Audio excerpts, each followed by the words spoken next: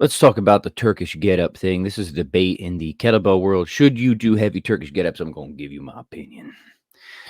I'm going to give you my opinion right now.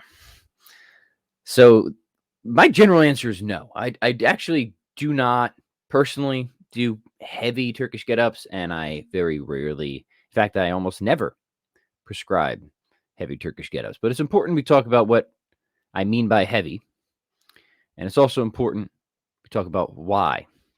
And it's not just because Dan John doesn't like heavy Turkish get-ups. As far as I know, I had sort of made up my mind against the direction of heavy Turkish get-ups before I even knew that Dan John wasn't a fan of heavy Turkish get-ups. But either way, it's never the worst thing in the world to agree with Dan John when it comes to training. He's got lots of wisdom, this man. He's got lots of wisdom, you see. So, anyways, I asked all of you. I put up a little survey on YouTube and Facebook, and I got lots of conversation and discussion about this. I asked, hey, where do you guys stand on the heavy Turkish get-up? You guys do it? You see value in it? So I want to highlight a few comments that just struck out to me first, and then I'm going to give you my take. We won't make this too long, uh, but I want to make it valuable for you because even though I don't do or prescribe heavy Turkish get-ups, I still think the Turkish get-up actually is an enormously valuable exercise. And I want to share with you a couple ways to use the Turkish get up to your benefit. By the way, what's up? How's everyone doing? I actually watched the Super Bowl last night. Wasn't expecting to. Not the biggest football fan. I don't know. It just doesn't seem like a real sport to me. It seems fake. It's not like professional wrestling. But an old friend from high school that I haven't seen in years just called me up out of the blue. He's like, "Hey, you want to get together and watch the Stupid Bowl?" And I'm like, "Sure." And so we did. Philly lost, and as some of you probably know, that's my hometown. So you think I should have I should have a case of the saddies right now. I actually don't. Actually don't. I have zero emotional attachment to my hometown football team. Let me tell you, a lot of my Humbras back in Philly, though. I'm sorry, guys. I'm sorry. All right, let's talk about the Turkish get up. First comment came from Sean. He never does a Turkish get up heavy because the only time he ever injured himself with the Turkish get up was with kettlebells. Ooh, sorry to hear that, Sean. Very sorry to hear that, but unfortunately, this isn't that uncommon. We're going to talk about that here in a minute. Over on YouTube, St. Nicholas said, I did Simple and Sinister for a couple months, starting kettlebell training, and loved the feeling and compactness and quality of the movement from the Turkish get up, but it didn't help my press much didn't help my press much to get up a 32 kilogram. I also realized that the errors I sometimes had done with the 24 kilogram could be disastrous for the 32 kilogram. Training outside, risks can be so simple as dust in your eyes or a wasp finding an interest in your face while balancing a heavy kettlebell. Now I just do push, pull, hinge, squat, low to carry, tumbling, and OS resets, and I'm much stronger. Thank you. Cool. Good perspective, Nicholas. And there's a few things in there that I'm going to want to highlight as we move along. But let's get one more comment. I might call this a counter perspective. And this comes from Tom on Facebook. He says, I've been doing Turkish get-ups with 70-pound kettlebell for a good 10 years now. And I can say without a doubt it's my number one strength exercise and is one of my secret weapons that allows me to keep up on the mats with guys 20 years younger than I. So I think Tom's a jiu-jitsu player. All right. So I didn't do a formal count, but I got lots of responses. And it seems like that the overall consensus is actually people are not doing Turkish get-ups. It's not something that's widely used, and we had a couple stories and accounts of people who have who experienced a little bit of grief doing heavy Turkish get-ups. So let me get to the point. Why don't I recommend heavy Turkish get-ups? Well, first, what do I mean by a heavy Turkish get-up? Here's my general rule. If you can't press the kettlebell, then I'm not going to have you do a Turkish get-up with it. I want to see you have control of that kettlebell in a military press before we start prescribing Turkish get-ups with it. Why? Because in my experience as well, I don't think that the risk to potential benefit, the payoff ratio, if you will, is really there for the really heavy get-ups, especially once you start using weights that are over or even obviously even significantly over what you can control doing military press. So that's where I'm going to kind of draw the line. I think that Turkish get-ups up to the point of a weight that you can press, I find use for those. I do them myself. I put them in my programs, but I'm not prescribing heavy Turkish get-ups because I don't think the payoff ratio is there. I don't think what you get from it really merits the risks that go into it. Now, what are some of these risks? What are some of these risks? And obviously, there's exceptions, right? There's people who do super heavy get-ups and are perfectly fine, never any issues. Let me tell you, I'll start from where I am on this. My experience. I actually used to pursue heavy get-ups quite a bit, and I got pretty darn good at them. And I used to do all the silly circus tricks too. I would do the human get-ups. I'm pretty sure there's still a video or two on YouTube of me doing a get-up with a human. But it never felt good, right? When I really started pushing the get-up weight, a couple things happened. One, like the gentle listener who commented, it never really seemed to carry over to anything else. Didn't really notice any improvements in my military press. It did not make my press stronger. And it really hurt, like it hurt my joints, especially my elbows. Um, so, and you have, by the way, if you've never had elbow tendonitis, it is an awful injury to deal with. It's an awful injury to deal with because it's one of those injuries that it sort of creeps up on you, and it's easy to ignore for a while. There might be a few kind of warning signs here and there, and then it's just like boom, and then your elbow's on fire, and it's like excruciating to even open the refrigerator. I've been there, and it's not a pleasant place to be. And if you can avoid it, I would recommend avoiding anything that will give you either golfers or tennis elbow. The golfers is the medial inside. Tennis is the outside. When it came to heavy get-ups, and I'm sure it wasn't just the get-up that did this. I'm sure a lot of the other stuff I was doing contributed to it, but it was specific, like the really heavy get-ups, the way they would sit on the palm and just shoot right down to the elbow. Unpleasant. There's also, Dan John has mentioned the number of close calls that he has seen. He's personally, I guess, had a couple close calls himself with heavy get-ups. He's obviously taught kettlebells for many, many years. And so he makes the same calculation, I guess, that it's just not worth. It's just not, the payoff isn't there for the risk that goes in. I think that's right. I think that's right.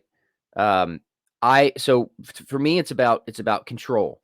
A lot of times people will say, well, what's used to get up to get a heavier military press, right? They'll use it as a sort of overload. Well, we want to do the get up because we can do get ups with weights more than we can press. And I agree. Generally, you actually should be able to do that if you're good at get ups, because the get up is all about sort of using the stanchion of your skeleton. It's using your sort of the structural support to move the weight around. So you theoretically should be able to get up more than you can press, but just because you can, should you? That's always the question, and I'm advising against it.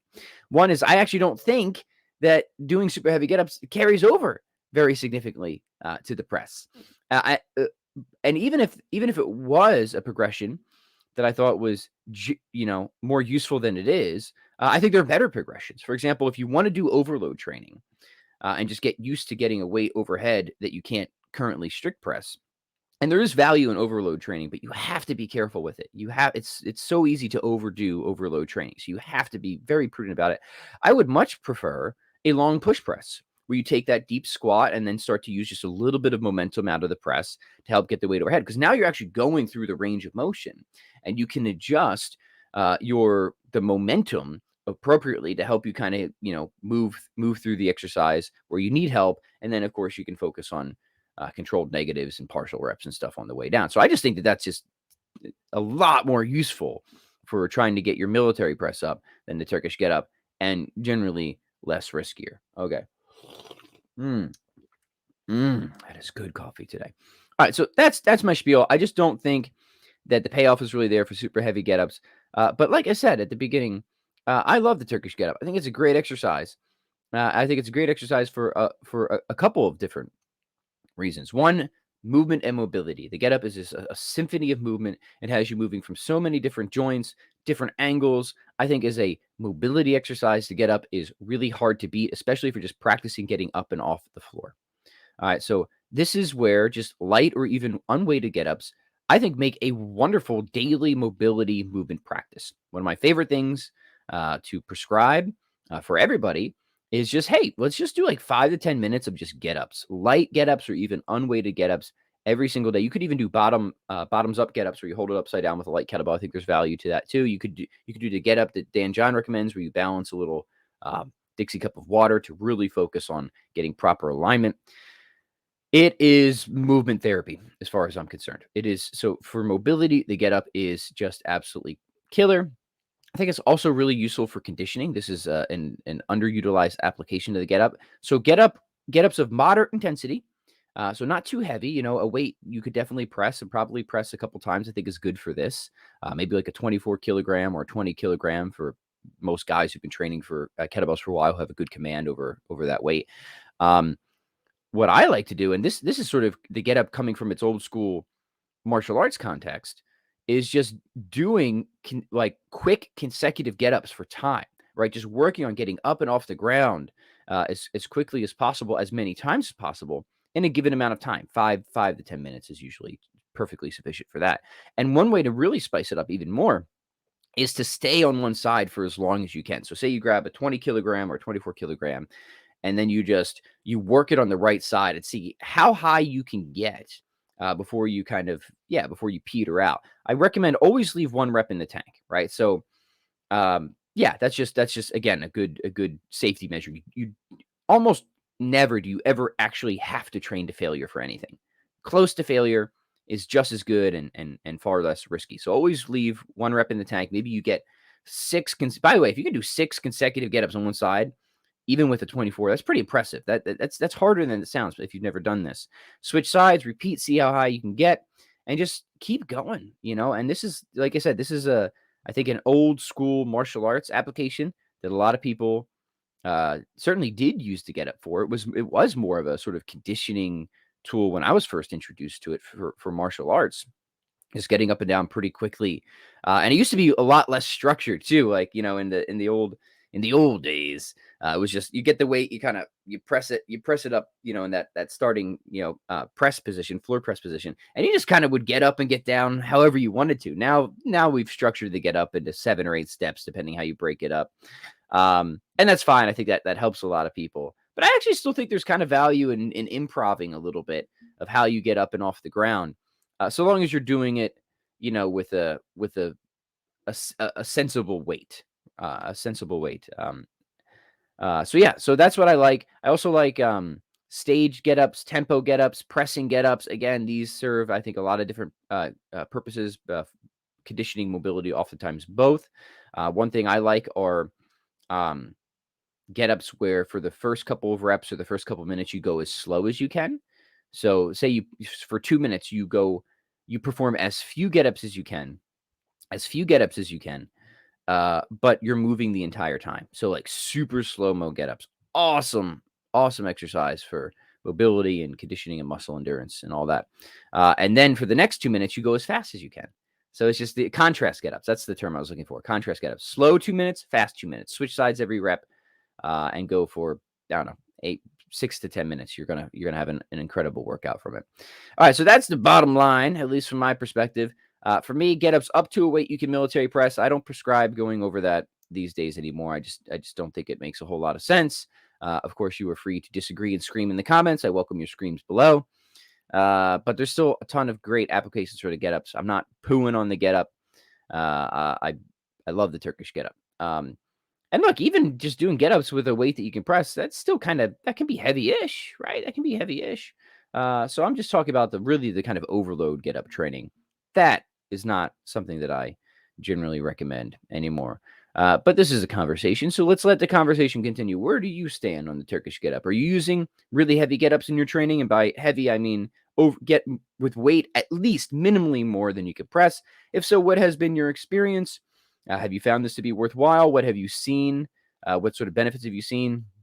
Or have you decided this is not worth it in your own training and this is something that you don't do anymore? Anything and all things Turkish get-ups. I want to hear your thoughts right in the comments below.